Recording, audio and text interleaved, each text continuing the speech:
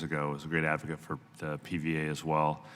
And I want to recognize the other folks from PVA here and thank you for your service to the country as well. Thanks a lot. Dave, go ahead. Chairman Larson, Ranking Member Graves, and members of the subcommittee. Paralyzed Veterans of America thanks you for the opportunity to testify for this oversight hearing regarding implementation of the FAA Reauthorization Act of 2018.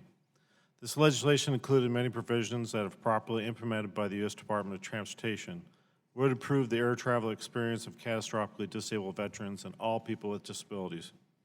The Air Carrier Access Act is a civil rights law that protects not only PVA members, who are all honorably discharged veterans with catastrophic disabilities, but also the rights of all individuals living with disabilities to access air travel.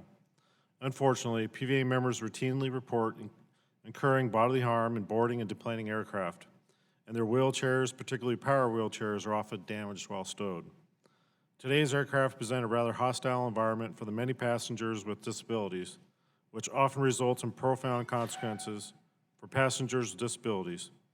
PVA Senior Vice President Charles Brown, in attendance today in today's hearing, was severely injured earlier this year when he was dropped while attempting to board an aircraft.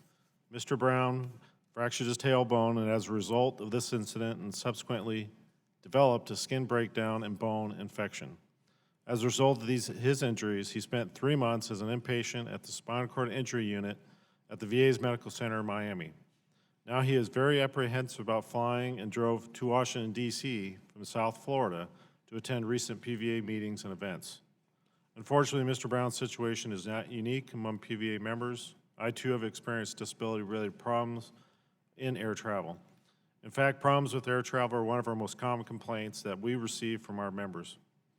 PVA was pleased to work with the members of the House Transportation and Infrastructure Committee and other House disability champions on inclusion of several disability-related provisions in the FAA Reauthorization Act of 2018. The law included provisions that will inform air travel passengers about their rights under the ACAA, improve the assistance they receive from air carriers, and establish formal lines of communication between the air travel industry, the disability community, and the DOT to address barriers to air travel.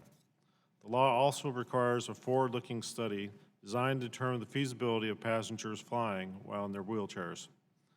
In the interest of time, I'd like to discuss only a few of these provisions. Section 440 included requirement for the Secretary to determine whether the regulations governing training programs for assisting passengers, like paralyzed veterans, are sufficient and whether hands-on training should be part of the regular required training regimen.